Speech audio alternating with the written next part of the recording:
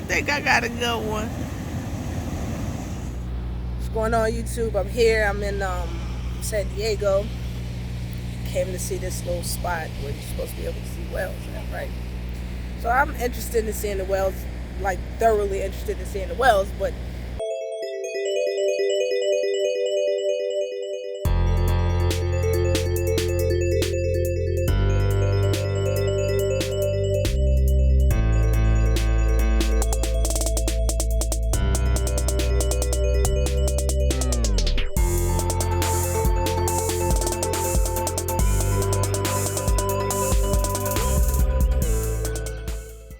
I turn around,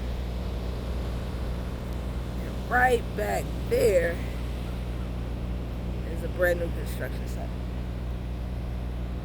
Now, I don't know what they're building. They're building something. And I say all that to say this. At any given moment, doesn't damn matter where you're at, what you got going on, what you plan on doing, you always got to be looking for the opportunity in the sky. Now, that building looks to be something significant.